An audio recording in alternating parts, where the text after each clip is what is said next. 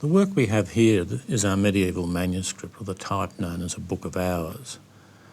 This one's known colloquially as the Fisher Hours or the Hours of Anne de la Routier, who was the second owner of the manuscript, not the first, but for some reason her name has been recorded and that of the original owner hasn't.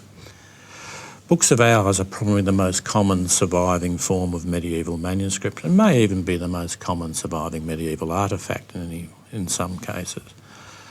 A lot of people will be familiar with them because of the very luxurious art books which are produced which illustrate these works. Books of Hours were most commonly written in the 15th century in places like Italy, France and Netherlands, the Low Countries. And they're often highly decorated and very elaborate works. It's probably unfortunate that a lot of the bibliographies have concentrated on the really deluxe examples, so people think they belong to either the rich or the great. In fact, every literate person in the Middle Ages would have aspired to own one of these.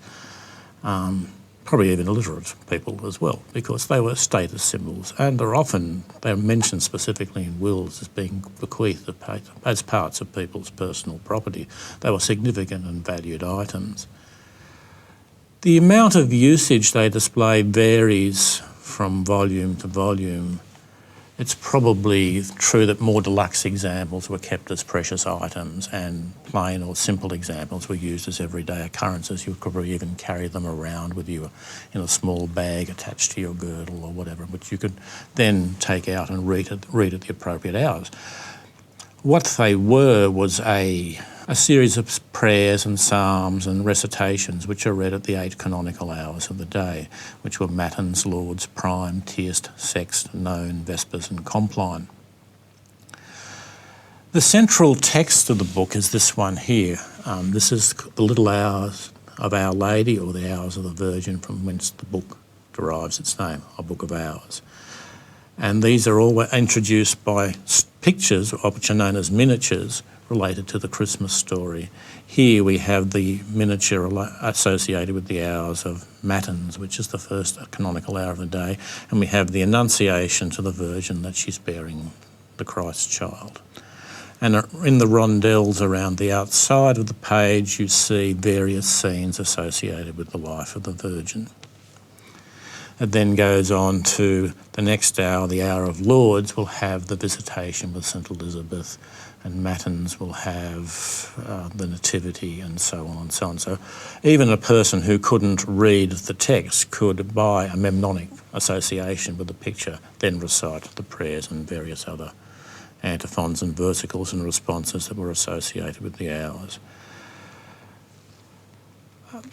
The other essential text in a Book of Hours, apart from the hours themselves, was the calendar, which you see here. In very deluxe examples, it is associated with, you'll often get pictures associated with the labours of the month. In this one you have a decorated panel border and the actual liturgical calendar which sets out the feast days of the saints. They can be written in red or blue or gold. Blue would be a standard feast day. A more important one would be written in red, indicating a red letter day, which is where we get our expression from. The other part of the calendar, apart from the liturgical listing of the saints' days, are these two columns, what are called the Golden Number and the Dominical Letter. And these are how you work out the sequence of feast days by relating them back to the occurrence of Easter. Other texts in the volume would depend on how much money you had to spend. You'd go along to your bookseller and say you wanted a Book of Hours. You would then specify how much money you wanted to spend and what texts you wanted in it and how you would have them decorated. Apart from the Hours of the Virgin, it was usually only common to provide one miniature at the beginning of each of the next of the texts. So here we have the miniature associated with a sequence of prayers and recitations called the Vigils of the Dead. Again, this is a very 15th century phenomenon. It has associations with the Dance of Death and Memento Mori, especially linked to the rise of things like the Black Death, where you could go out in the morning and be perfectly healthy and come home at night and die, basically. Here, the interesting one about this illumination is it shows the original owner of the book, who's shown here on the left, and with the black wimple. She would have been the person who commissioned it, because it was quite common for these to be owned by women. And it was also quite common for the owner of the book to be included in it in some way. So she occurs here at the hours of the vigils of the dead, at a Pietà, where it's shown Christ being taken down from the cross. She's shown here assisting the Virgin. Her name was also Anne, but we don't know anything else about her. The second owner of the book, Anne de la Routière, was included in a series of illuminations which were added later in a much cruder style. She was a nun in a hostel called the Convent of God in Paris, and she's shown here assisting at an exorcism where you can see a small demon being cast out. The decoration of the book is typically French in style. It includes a lot of, the panel borders include plants and insects and birds, and various decoration of gold throughout. The gold is 22 karat gold, so it's fairly soft. But that is not the most precious thing in the manuscript. The most precious thing is the blue here, which is always associated with the depiction of the Virgin Mary. This was made from crushed lapis lazuli, which is imported in great expense from Afghanistan through Central Asia, Turkey and across to Italy and southern Europe. So it was an intensely expensive material to use. It was crushed and infused with wine and the colour drained off. And the first crushing or infusion was always associated with depictions of the Virgin, as you have here in the Annunciation with the shepherds visiting. This is the actual nativity, so this is the hours of prime, which is perhaps the most important hour in the book for most people. Most people wouldn't be up early enough in the morning to read the prayers for Matins and Lauds, but they'd certainly be around for prime. And prime hence becomes associated with the beginning to read, or the word primer we use today for a first reading book. The animals depicted in the borders also have religious symbolism. Often with the Virgin Mary you'll have a depiction of a pelican, which is a medieval symbol for maternal love, because it's supposed to have pricked its breast to feed its own young. Other ones you will have it throughout the book. You have dragonflies and grasshoppers. This is the Magi here.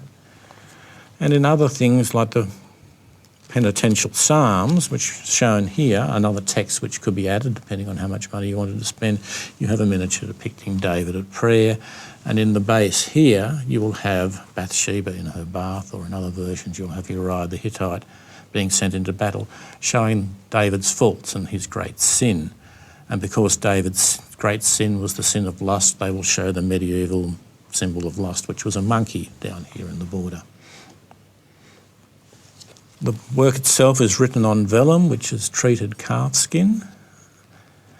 And it probably took somewhere between about 6 to 8 months to produce in a standard workshop.